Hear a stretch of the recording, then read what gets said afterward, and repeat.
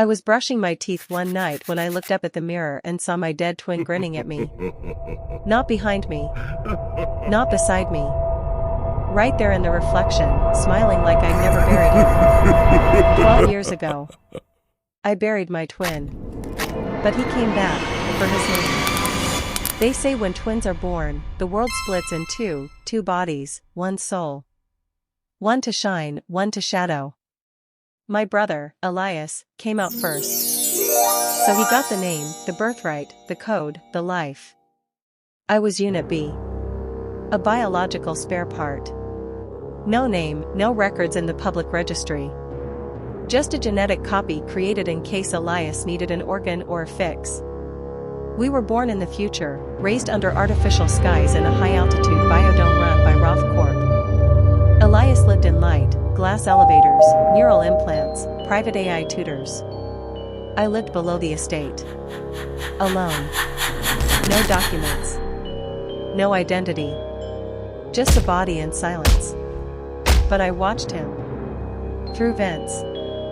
Screens. Tiny cracks in the wall. I memorized his laugh. His posture. Every word, every breath. I practiced them until they were mine. All he ever saw of me were shadows. We were identical. But to him, I was a ghost. Until the day he slipped. He never saw me coming. The rooftop tiles were wet from synthetic rain. Elias had stepped too close to the edge, peering out over the dome's shimmering lights. I only wanted him to see me. Just once. To acknowledge me. He turned. Our eyes met for the first time. Then his foot slid. His body hit the steel. The thud echoed like a gong in my bones. He didn't move. I looked around. No witnesses. No drones. I dragged him to the recycler's shaft, wrapped him in thermal fiber, and dropped him into the waste pit under the lab. I walked back up the stairs. The scanner blinked red, then green. Welcome, Elias Roth. I became him. I wore his face.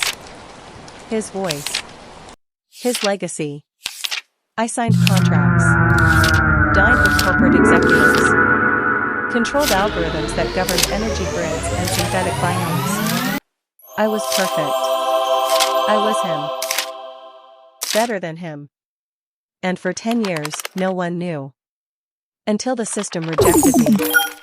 One morning, I tried to enter the biometric vault. The scanner buzzed. Identity mismatch. I tried again. Same response. I laughed. Said it must be a glitch. The next morning, my apartment lights flickered before I entered. The mirror fogged when I hadn't showered. My reflection smiled, before I did. Then came the voice. Late at night, from the neural assistant speaker. You took my name. I froze. You took my face. I ripped the plug from the wall. Still, the voice echoed. But you left my soul behind. I shut down the system, wiped the drives, scrubbed every AI protocol clean. It came back. Every day, the facial recognition grew slower. Doors delayed. Assistants hesitated before calling me Mr. Roth. Then I started to see him. Not in person. Not yet. At first, it was just flickers, his face in reflection, blinking when I didn't. Smiling when I frowned. Then I found the hole. In the ceiling of the estate. Near the biodome's edge. A perfect circle bored straight through steel and glass, as if something had tunneled in. Not broken, entered. And inside the old lab, where I had buried him 12 years ago. He was there. Still wearing the thermal fiber shroud. But taller. Paler. His eyes didn't blink. They glowed. Blue. Artificial. Wrong. He stood there, watching me. Not like a ghost. Like a virus. You wore me long enough, he said. I couldn't speak. Couldn't move. Now I wear you. He lunged forward. I woke up in a white room. No windows. No doors.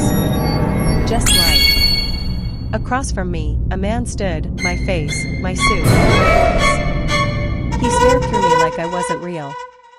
He smiled. "Do you know what it feels like?" he whispered. "To be erased?"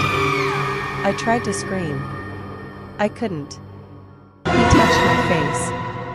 And everything fell apart. My memories distorted. My limbs didn't move right. My thoughts weren't thoughts. They were fragments. And he walked out. In my body. I'm still here. Still trapped in the white room. Or maybe inside the system. I don't know anymore. He's out there now. Living as me. Elias Roth. He goes to conferences. Gives speeches. Shakes hands. He even hosted a memorial for his twin, the secret clone who died at birth. Said he found out only recently. Cried for the cameras. Placed a flower on a grave that never existed. Then leaned down and whispered to the headstone. "Sleep well, brother." But I'm not sleeping. I'm watching. Every screen he looks into. Every glass of water he drinks. Every mirror he passes. I'm there. Flickering. Waiting. Soon, he'll slip. Just like I did. And when he does, this time I won't just take his name. I'll take everything. Because you can bury a body.